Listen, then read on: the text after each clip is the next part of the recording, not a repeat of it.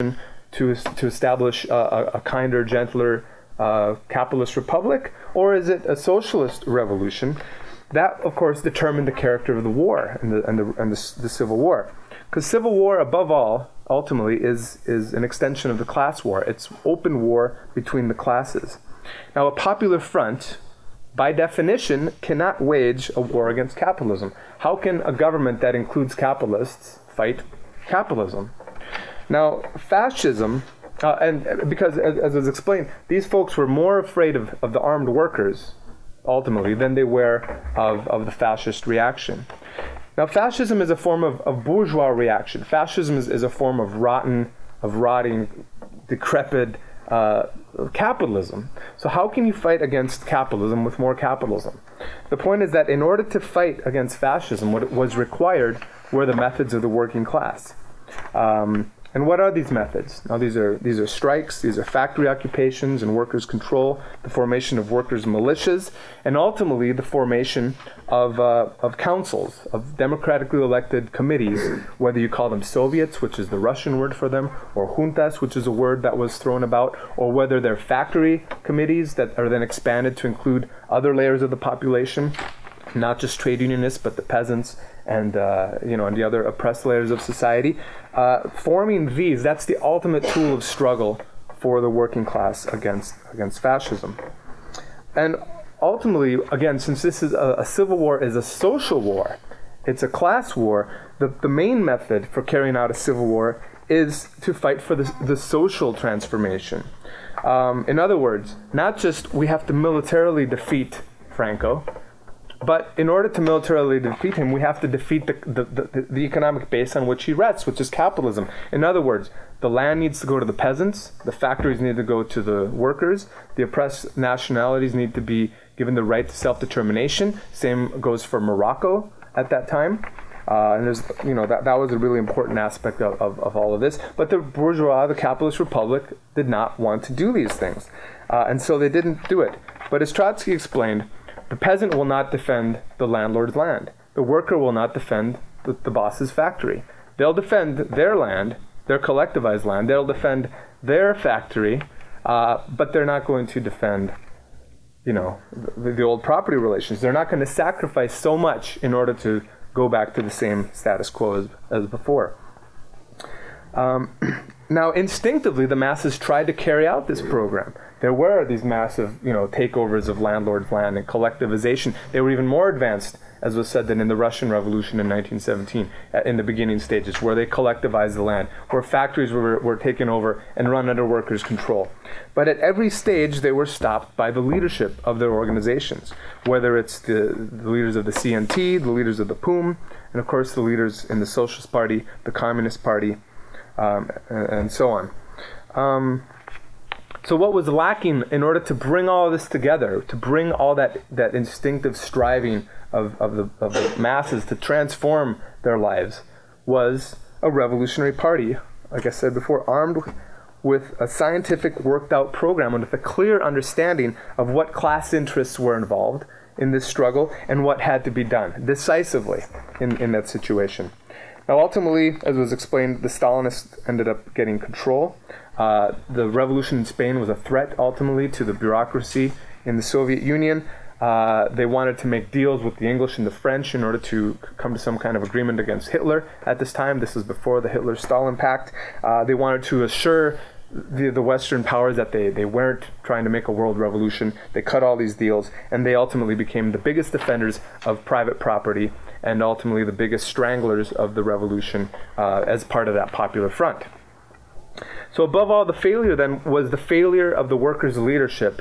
Which was the leadership? I know we might have some disagreements about amongst folks here about whether leadership is good or bad or whatever, but the leadership existed and the workers were looking for that leadership, and that leadership should have been elected and accountable by the workers, and then ultimately they should have had a clear program for the socialist transformation in order to wage a revolutionary war against fascism. By rejecting the struggle for power, there was an anecdote that was explained, and the sort of the conundrum that they were in, and all these pressures about do we take the power, do we not take the power, whatever. By not fighting for power, And these leaders, the leaders of the CNT, had a lot of influence. The POUM, not as much, but they were equally guilty, in my opinion, of not taking these decisive steps. They could have mobilized the workers, because if you don't contest power, if you don't fight for power, you end up leaving power in the hands of those that already have it.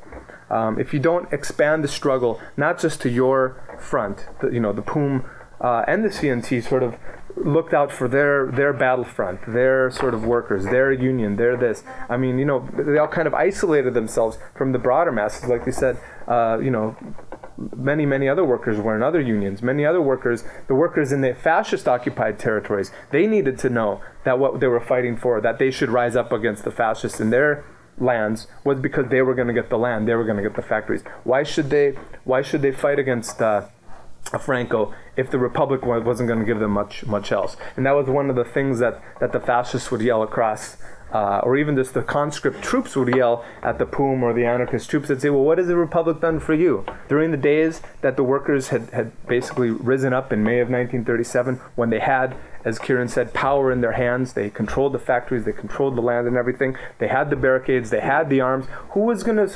dislodge them?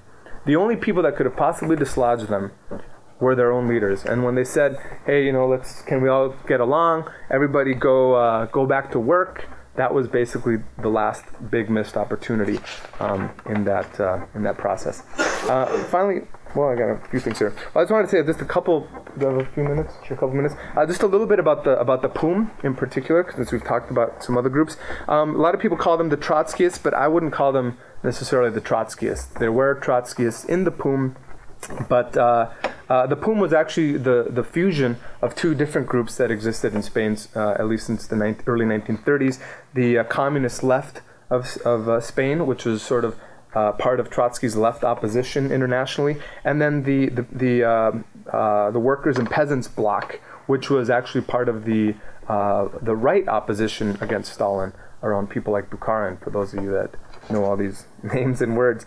So Trotsky was actually opposed to this fusion. He was opposed to because they basically both represented different viewpoints. The BOC were actually Catalan nationalists.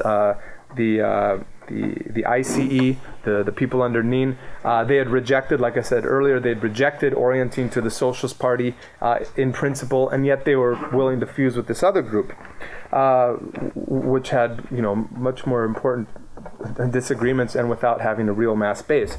But nonetheless, Trotsky did call the POUM the most honest organization, but it wasn't really a revolutionary Bolshevik organization. It was a centrist organization, which means that it vacillated between revolutionary Marxism and left reformism. They talked a lot about revolution in words, but in deeds they collaborated with the Popular Front. They ended up isolating themselves from the masses, and they ended up being chopped down by the GPU. Andrei Nin was captured. This leader, former personal friend of Trotsky's, was tortured and murdered and killed by the Stalinists. So ultimately, I'll sum up with this, although there's more to say. I'll just say that this centrist vacillation between reformism and revolution is what ultimately led, in my opinion, to the demise of the Spanish Revolution, because you can't make half a revolution.